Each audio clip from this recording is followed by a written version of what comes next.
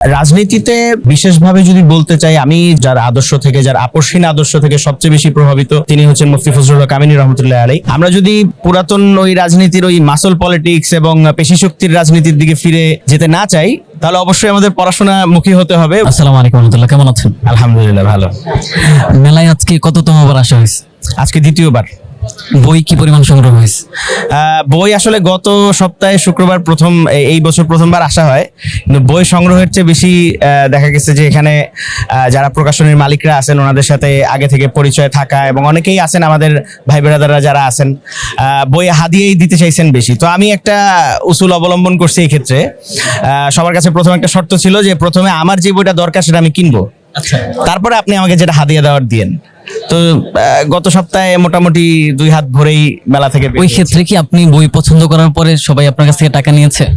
হ্যাঁ, আমি এটা জোর করেই দিয়েছি, যেহেতু শর্ত ছিল। শর্ত ছিল? হ্যাঁ, এটা শর্ত ছিল। প্রথম বইটা আমাকে কিনতে দিতে হবে, তারপরে আমি, যেহেতু আমি নিজেও একজন লেখক, তো শুধু বই হাদিয়া নেওয়ার ক্ষেত্রে আসলে সেটা আবার লেখকের উপর এবং প্রকাশকের উপর একটা জুলুম হয়ে যায় কিনা, সেই জায়গাটাও আমার দেখতে হয়। আচ্ছা, এই মেলাতে সবচেয়ে ভালো লাগার বই কোনটা ছিল আপনার? সুনির্দিষ্টভাবে কোনো বইকে এইভাবে আলাদাভাবে আইডেন্টিফাই করাটা একটু কঠিন এবং একটু জটিলতাও আছে এক্ষেত্রে।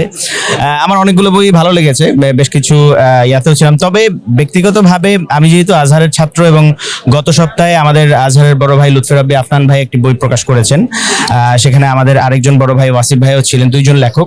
তো সেটা আসলে বাংলা ভাষায় সর্বপ্রথম মৌলিক একটা গ্রন্থ, যেটা আল আজহার বিশ্ববিদ্যালয়ের ইলমি ইতিহাস এবং একাডেমিক ইতিহাস নিয়ে লেখা। তো সেটা আমার মনে হয় যে এখন পর্যন্ত এই বছর মেলায় আমার দেখা মতে সবচেয়ে গুরুত্বপূর্ণ বই, এবং এটার সাথে আমি একটু বেশি কানেকশন ফিল করি আর কি। আচ্ছা, আপনি তো এনসিপি তে দায়িত্বে আছেন, তো পড়ার সুযোগ হয় কিনা আপনার?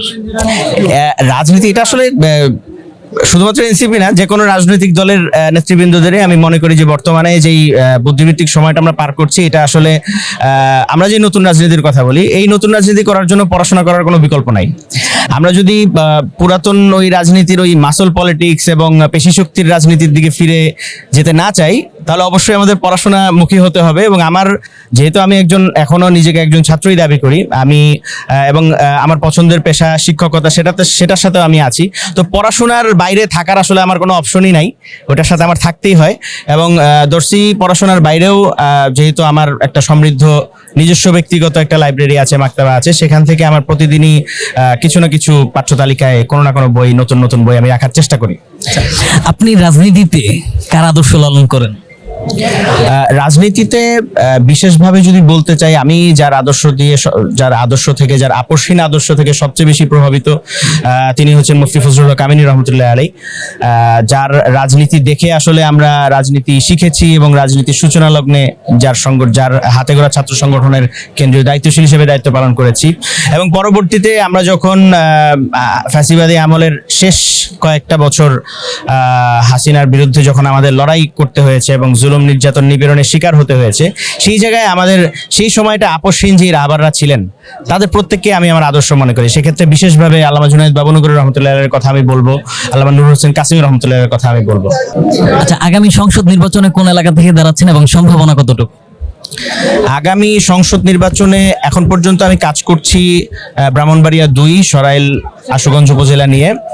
তবে দল থেকে এখন পর্যন্ত যেহেতু এনসিপি কোনো মনোনয়ন কাকে কোন এলাকা থেকে দিবে সেটা চূড়ান্ত হয়নি, সেটা সিদ্ধান্ত হয়নি, সেই জায়গা থেকে আমরা আমাদের কাজটা করে যাচ্ছি। দল যদি মনে করে যে সেখান থেকে আমরা যোগ্য প্রার্থী এবং আমাদেরকে মনোনয়ন দেওয়া যায়, তাহলে সেখান থেকে আমি নির্বাচনের প্রস্তুতি নিচ্ছি। ধন্যবাদ আপনাকে। আপনাকেও ধন্যবাদ।